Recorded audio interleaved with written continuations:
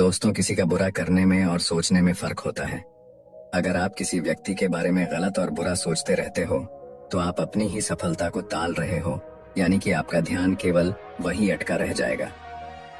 दोस्तों, आप लोगों ने एक कहावत तो सुनी होगी, होगा वही जो राम रची राखा, यानी जो हमारे जन्म से पहले लिख चुका होगा वही होगा या नहीं। क्या आप लोग कर्म पर विश्वास रखते हो? तो मेरा आपसे निवेदन है कि कहानी के अंत तक हमारे साथ में बने रहना। नमस्कार दोस्तों, CS इंस्पायरिंग यूट्यूब चैनल में आपका दिल से स्वागत है। प्राचीन समय की बात है। एक गांव में रामू नाम का गरीब किसान रहता था। उसके परिवार में सिर्फ वह और उसकी पत्नी रहती। किसान के घर में बहुत समय के बाद एक लड़के का जन्म हुआ। किसान और उसकी पत्नी बहुत खुश थे। सभी आसपास के लोग किसान को बधाई देने के लिए आ रहे थे। एक दिन सुबह का वक्त था। तभी किसान के घर के बाहर से एक साधु ने भिक्षा के लिए आवाज लगाई। किसान के घर में आज खुशी का दिन था, इसीलिए उसने साधु महाराज को अंदर बुला लिया और उन्हें बैठने के लिए कहा।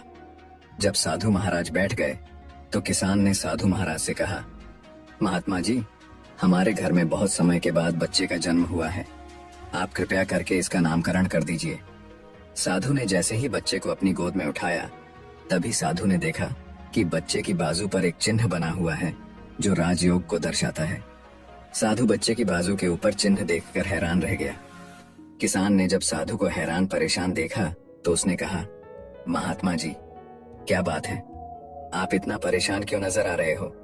साधु ने कहा, बेटा, मैं परेशान नहीं हूँ, बल्कि मैं तो बहुत खुश हूँ, क्योंकि तुम्हारा बेटा बहुत किस्मत वाला है। तुम्हारे बेटे की किस्मत में राजयोग लिखा है। किसान ने कहा, महात्मा जी, मैं आपकी बात समझा नहीं, आप क्या कहना चाहते हो? साधु ने कहा, बेटा, तुम्हारा पुत्र एक दिन राजा बनेगा। इसका विवाह 16 वर्ष की आयु में इस राज्य की राजकुमारी के साथ होगा और फिर यह इस नगर का राजा बन जाएगा। साधु की बात सुनकर राम बहुत खुश हुआ। जब गांव के लोगों को पता चला कि रामू का बेटा एक दिन इस नगर का राजा बनेगा, तो सभी लोग उसको देखने के लिए आने लगे। एक दिन की बात है, उस नगर का राजा हिरण का शिकार करता करता काफी दूर जंगल में निकल गया, लेकिन हिरण राजा के हाथ नहीं आया। राजा को हिरण का पीछा करते करते प्यास लग गई थी, लेकिन राजा को आसपास कोई नदी या तालाब भी नहीं मिला जहां से वो पानी पी सके। राजा काफी समय से जंगल में इधर उधर घूम रहा था। राजा पानी की तलाश में भटकता हुआ उसी गांव में पहुंच गया जहां रामू रहता था। तभी राजा की नजर एक महात्मा के ऊपर पड़ी। राजा ने महात्मा से पानी मांगा। महात्मा ने राजा को रुकने के लिए कहा और अपनी कुटिया के अंदर से पानी लेने के लिए चले गए। महात्मा ने पानी लाकर राजा को दिया। राजा पानी पीने लगा। पानी पीने के बाद राजा ने देखा कि बहुत सारे लोग बाहर इकट्ठे होकर जा रहे थे। राजा ने महात्मा से उन लोगों के बारे में पूछा तो महात्मा ने कहा, यह सभी रामू के घर जा रहे हैं, क्योंकि उसके घर में एक बहुत ही किस्मत वाला बच्चे का जन्म हुआ है और एक साधु बाबा ने उसके बारे में भविष्यवाणी की है। राजा ने पूछा, बाबा, ऐसी कौन सी भविष्यवाणी की है जिसके कारण सभी लोग वहां जा रहे हैं? महात्मा ने कहा, साधु बाबा ने बताया है कि जब रामू का बेटा 16 साल का होगा तो उसका विवाह इस राज्य के राजा की पुत्री के साथ होगा और उसका पुत्र इस राज्य का राजा बनेगा। महात्मा की बात सुनकर राजा को बहुत गुस्सा आया कि आखिर एक मामूली किसान का बेटा उसकी पुत्री के साथ विवाह कैसे कर सकता है। राजा ने महात्मा से कहा, महात्मा जी, मैं ही इस राज्य का राजा हूं और आप क्या सोचते हो? एक मामूली किसान के बेटे के साथ मैं अपनी बेटी की शादी कर दूंगा। महात्मा ने कहा, राजन, जो इस बच्चे के भाग्य में लिखा है उसे कोई नहीं मिटा सकता। राजा को अपनी ताकत पर बहुत घमंड था। उसने कहा, महात्मा जी, मैं भगवान का लिखा हुआ आपको मिटाकर दिखाऊंगा। महात्मा ने मुस्कुराते हुए कहा, राजन, मैं भी यही हूं और आप भी यही हैं, देखते हैं। राजा ने महात्मा को प्रणाम किया और वापस अपने राजमहल चला गया। रात को राजा को नींद नहीं आ रही थी। वह यही सोच रहा था कि किसी भी हालत में उस साधु की भविष्यवाणी को सच नहीं होने देनी है। अगले दिन राजा अपना वेश बदल रामू के गांव में पहुंच गया। लोगों से पूछता पूछता राजा रामू के घर पहुंचा। राजा ने रामू के घर के बाहर जाकर उसे आवाज लगाई। रामू उसकी आवाज सुनकर घर से बाहर आया और उससे पूछा, आप कौन हो और किस लिए आए हो? राजा ने कहा, मैं सेठ हूं और मेरे खुद के कपड़े का व्यापार भी है। और पास के ही गांव में रहता हूँ। मैंने लोगों से सुना है कि तुम्हारे घर में एक तकदीर वाला बच्चे का जन्म हुआ है और उसकी किस्मत में योग लिखा हुआ है। रामू ने कहा, हाँ सेठ जी, आपने सही सुना है। राजा ने रामू से कहा, अगर तुम बुरा ना मानो तो एक बात कहूं। रामू ने कहा, हाँ सेठ जी बोलो। राजा ने कहा, तुम अपना बच्चा मुझे दे दो, इसके बदले में मैं तुम्हें बहुत सारा धन दूंगा और तुम्हारे बच्चे का पालन पोषण भी करूंगा। रामू की पत्नी ने कहा, नहीं सेठ जी, मैं अपना बच्चा आपको नहीं दे सकती।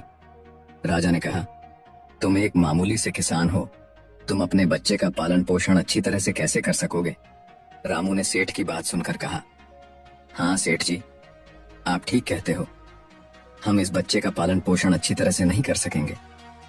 रामू की बात सुनकर उसकी पत्नी ने कहा, ठीक है सेठ जी, मैं आपको अपना बच्चा देने के लिए तैयार हूं, लेकिन जब यह 16 साल का हो जाएगा तब आप मुझे इसे वापस कर दोगे। राजा ने कहा, हाँ ठीक है, जब तुम्हारा बच्चा 16 वर्ष का हो जाएगा तो मैं इसे तुम्हें वापस कर दूंगा। यह कहकर राजा ने बच्चे को ले लिया और वहां से चला गया। राजा अपने साथ बच्चे को लेकर एक नदी पर पहुंचा। राजा ने सोचा था कि वह बच्चे को नदी में छोड़ देगा और उसकी मृत्यु हो जाएगी, लेकिन बच्चे का मासूम चेहरा देखकर उसको नदी में छोड़ने की हिम्मत नहीं हुई। बहुत सोचने के बाद राजा ने लकड़ी का एक संदूक लिया और बच्चे को संदूक में बंद करके पानी में बहा दिया। राजा ने सोचा, संदूक गहरी नदी में जाकर अपने आप ही डूब जाएगा और यह बच्चा मर जाएगा। यह सोचकर राजा अब निश्चित होकर वापस राजमहल में चला गया कि अब यह बच्चा वापस नहीं आएगा और मेरी बेटी के साथ इसकी शादी भी नहीं होगी। मैंने भाग्य का लिखा हुआ मिटा दिया। उधर वह संदूक बहता हुआ एक नदी के किनारे पर पहुंचा, जहां पर एक धनवान सेठ सूर्य देवता को जल चढ़ा रहे थे। उस सेठ ने जब संदूक को खोलकर देखा तो उसके अंदर एक बच्चे को देख वह हैरान हो गए। उस सेठ की कोई संतान नहीं थी। सेठ उस बच्चे को अपने घर ले गया। सेठ की पत्नी बच्चे को देखकर बहुत खुश हुई।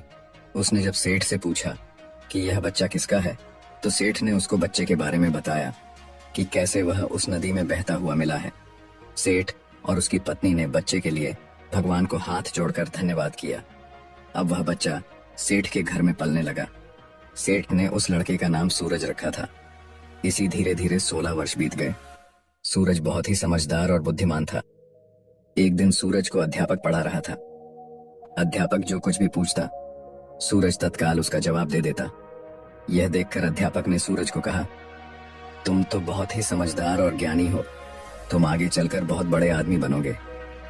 अध्यापक सूरज की प्रशंसा कर रहा था कि तभी वहां से वही राजा गुजर रहा था जो किसी दूसरे राज्य में किसी काम से जा रहा था।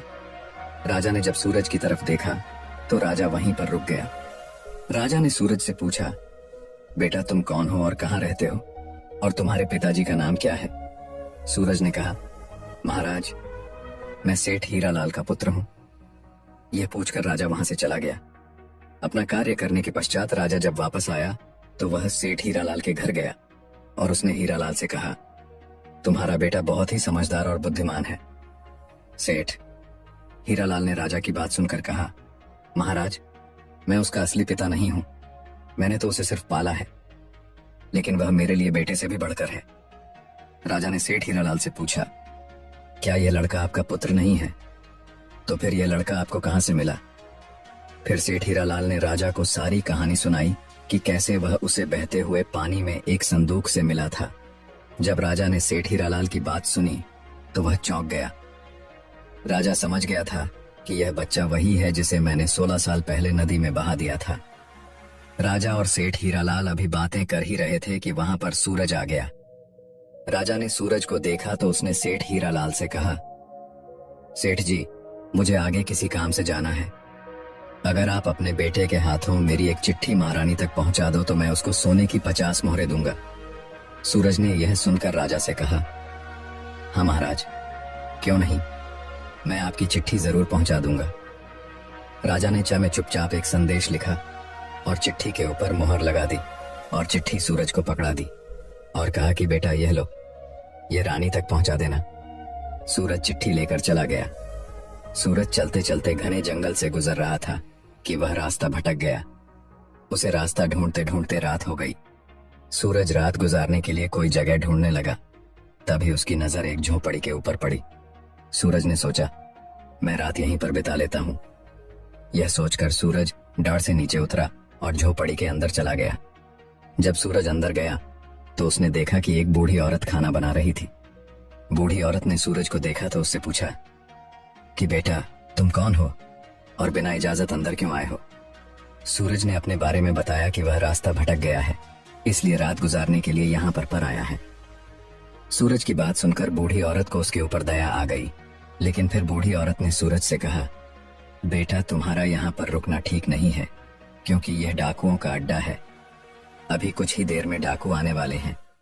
यदि उन्होंने तुम्हें यहाँ देख लिया तो तुम्हारे लिए परेशानी खड़ी हो जाएगी। सूरज ने कहा, लेकिन माता जी, इतनी भयानक रात में मैं कहीं और जा भी नहीं सकता। अगर मैं बाहर गया तो जंगली जानवर मुझे खा जाएंगे। इससे अच्छा है मैं यहाँ कोने में जाकर लेट जाता हूँ। यह कहकर सूरज कोने में जाकर लेट गया। कुछ समय के बाद डाकू अपने घर वापस आए। डाकुओं ने जब घोड़े को बाहर देखा तो सूरज बूढ़ी माता से उसके बारे में पूछा। बूढ़ी माता ने उनको बताया कि इसका का नाम सूरज है। यह बहुत ही नेक दिल बच्चा है और यह राजा के काम से राजमहल जा रहा है। जब डाकुओं ने यह सुना तो उन्हें कुछ संदेह हुआ। वह राजा की हरकतों के बारे में जानते थे, इसलिए उन्होंने सूरज की जेब से चिट्ठी निकाली और उसे पढ़ने लगे।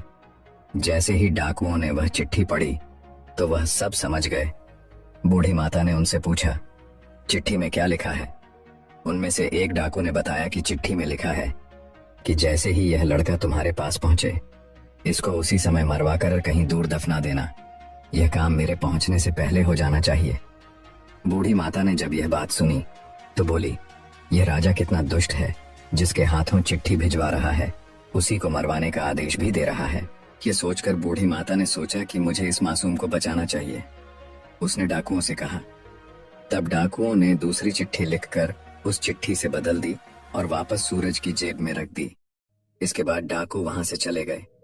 सुबह होते ही सूरज उठा और बूढ़ी माता को धन्यवाद देकर वहां से चला गया।